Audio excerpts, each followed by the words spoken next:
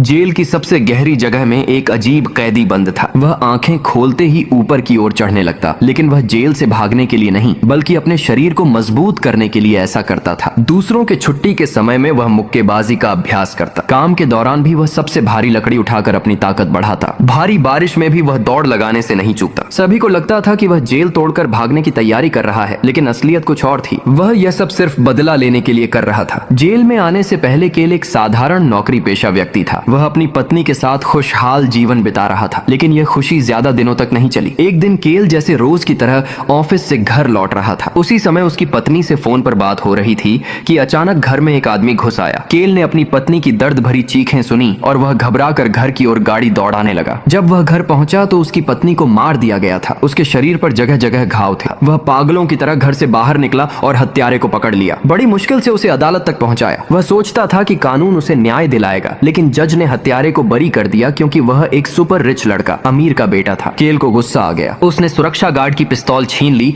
और सारी गोलियां हत्यारे पर चला दी। हत्यारा वहीं मर गया, लेकिन केल को भी सजा हो गई और उसे सीधे सबसे भ्रष्ट जेल में भेज दिया गया, क्रावाई जेल। यह जेल इतनी खतरनाक थी कि सभी कैदियों के रोंगटे खड़े हो जाते थे। यहाँ कानून का नामो निशान नहीं था। यहाँ सब कुछ एक तानाशाह जेलर वार्डन के इशारे पर चलता था। कैदियों की जिंदगी कैसी होगी यह पूरी तरह उसके मूड पर निर्भर करता था। जेल में घुसते ही कैदियों को सारे कपड़े उतारने पड़ते थे और सारी निजी चीजें जमा करनी पड़ती थीं। केल ने सब कुछ सौंप दिया, लेकिन जेलर उसकी उंगली में पड़ी शादी की अंगूठी भी छीनना चाहता था। केल रो रो कर विनती करने लगा, लेकिन जेलर ने एक जोरदार बिजली का झटका दिया। केल दर्द से जमीन पर गिर पड़ा। जेलर ने उसकी अंगूठी छीन ली। केल चुपचाप लेटा रहा और घूरता रहा। आसपास के कोई भी कैदी उसकी मदद करने की हिम्मत नहीं कर सका, क्योंकि यह क्रावाई जेल थी। यहाँ आने के बाद कोई जिंदा नहीं निकल पाता। जेल में एक पागल कुत्ता मैड डॉग नाम का कैदी था, जो कमजोरों को सताने का शौकीन था। केल के साथ आए एक खूबसूरत दिखने वाले युवक को उसी रात जेलर मैड डॉग के पास ले गए। थोड़ी देर बाद उस युवक बिली की चीखें पूरे जेल में गूंजने लगीं। जेलर न सिर्फ रोकने की बजाय मैड डॉग के साथ खड़े हो गए, क्योंकि मैड डॉग ने उन्हें पैसे खिला रखे थे। बारिश का पानी और गंदा पानी मिलकर पूरे कमरे में बदबू फैल गई थी। बहुत समय बाद आखिरकार केल को बाहर निकाला गया। वो सोच रहा था कि जो कुछ हुआ उसे चुपचाप सह लेगा, लेकिन कुछ लोग उसे छोड़ना नहीं चाहते थे। केल ने उनकी बातों पर ध्यान नहीं दिया, लेकिन जब वो दोपहर का खाना खा रहा था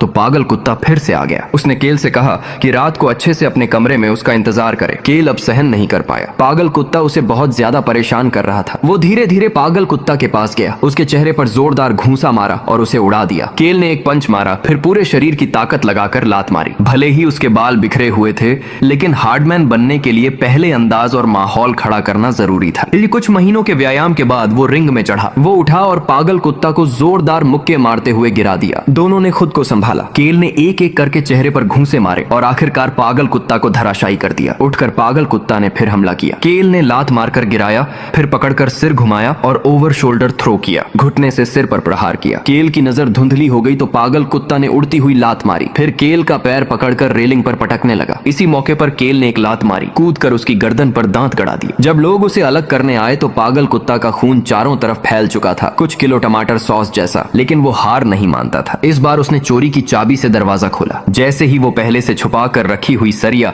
आयरन रॉड निकालने वाला था, जेल गार्ड फिर से जेलरों ने उसे पकड़ लिया। इस बार उन्होंने बिली को बड़े और ताकतवर कैदी दाजुंग द बिग स्ट्रॉन्ग के हवाले कर दिया। जब केल ने दोबारा बिली को देखा तो उसकी हालत देखकर रोंगटे खड़े हो गए। बिली को बुरी तरह से टॉर्चर्ड किया गया था। वो पूरी तरह से बेजान और लहूलुहान थी। बिली ने आखिरी सांस में केल को कुछ कहा और बस इतना कहते कहते उसकी सांस रुक गई। उसने अंत तक झुकने से इनकार कर दिया था। केल को आखिरकार एहसास हुआ कि वो गलत था। हिंसा से आखिरी जीत नहीं मिलती। जल्द ही केल फिर से रिंग में खड़ा था। उसके सामने वही दाजुंग था जिसने बिली को मार डाला था। इस बार केल ने फैसला किया कि वो हाथ नहीं उठाएगा। भले ही ओपोनेंट जितनी भी मारपीट करे, केल कुछ नहीं करेगा। केल के इस व्यवहार से जेलर को भारी नुकसान हुआ। गुस्से में आकर जेलर ने अपने आदमियों से केल को जेल के बीच वाले खुले मैदान में बांधवा दिया। उसने कहा, जब तक ये वापस लड़ने को तैयार नहीं हो जाता, इसे यहीं बंधा रहने दो। दिन भर धूप में जलता रहा, रात को तेज बारिश में भीगता रहा, लेकिन केल ने फिर भी समझौता नहीं किया। शुरू में कैदी समझ नहीं पा रहे थे कि केल ऐसा क्यों कर रहा है, लेकिन धीरे धीरे सबको उसका मकसद समझ आ गया। वे सोचने लगे, आखिर हम कैदी एक दूसरे को क्यों मार रहे हैं? क्यों अपनी जान देकर दूसरों का मनोरंजन कर रहे हैं? क्या हमारी जिंदगी कोई जिंदगी नहीं है? कैदियों ने दिन प्रतिदिन केल को इस हाल में देखा। धीरे धीरे उनमें जागृति आई। वे आपस में गैंग वॉर बंद कर बैठे। फाइटिंग रिंग में कोई भी लड़ने नहीं गया। सभी कैदियों ने सामूहिक चुप्पी के जरिए जेलर का विरोध किया। जेलर का खूनी बिजनेस इसी के साथ खत्म हो गया। इस तरह केल ने अपनी अपनी नॉन वायलेंट प्रतिरोध से सबके लिए शांति हासिल कर दी। जेलर भले ही गुस्से से भरा था, लेकिन केल को मार नहीं सकती थी। अंत में उसने केल को छोड़ने का आदेश दे दिया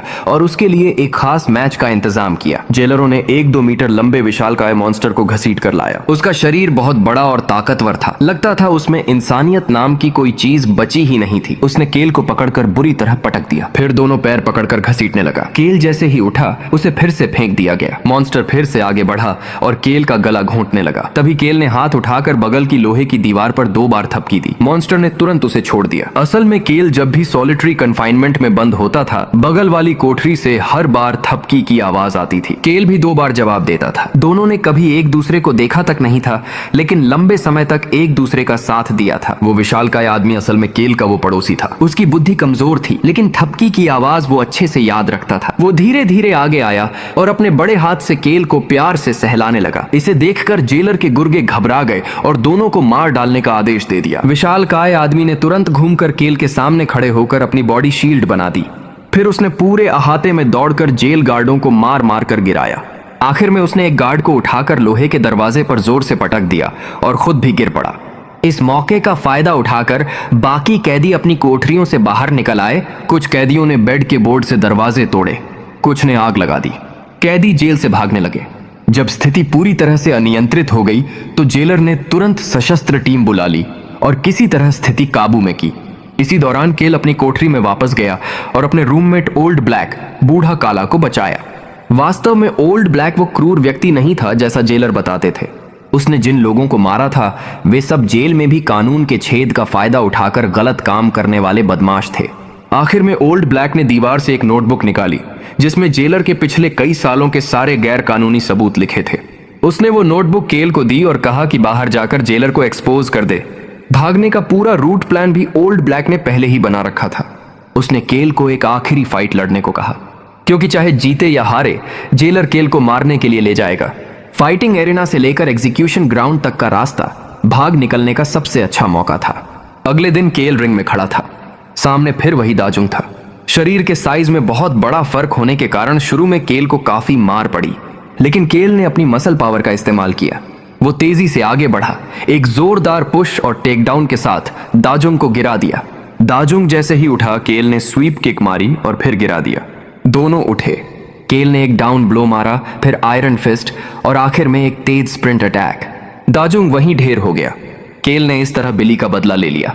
जैसा ओल्ड ब्लैक ने सोचा था, केल को सीधे एग्जीक्यूशन सजा के लिए ले जाया गया। जैसे ही वे गैरेज में पहुंचे, ओल्ड ब्लैक ने अचानक हमला कर एक जेल गार्ड को मार गिराया। केल ने भी तुरंत दूसरे गार्ड को संभाल लिया। केल ने अपना वेडिंग रिंग, शादी की अंगूठी वापस ले ली। ओल्ड ब्लैक ने उसे जेल गार्ड की यूनिफॉर्म और कार की चाबी दी, लेकिन खुद उसके साथ नहीं गया क्योंकि उसके पास और भी जरूरी काम था। केल ने कार स्टार्ट की और निकल गया। जेल गार्डों ने सोचा ये जेलर की आधिकारिक कार है, इसलिए उन्होंने तुरंत गेट खोल दिया। इस तरह केल जेलर के गुनाहों के सबूत लेकर और जेलर की अपनी कार में बैठकर सफलतापूर्वक जेल से भाग निकला। दूसरी तरफ ओल्ड ब्लैक जेलर के पास पहुंचा। उसके हाथ में सरिया था। जब जेल गार्ड पहुंचे तो जेलर का मुंह खून से लथपथ था और उसके सारे दांत निकाले जा चुके थे। इस तरह पूरी फिल्म हेल प्रिजन ड्रैगन की कहानी समाप्त होती है।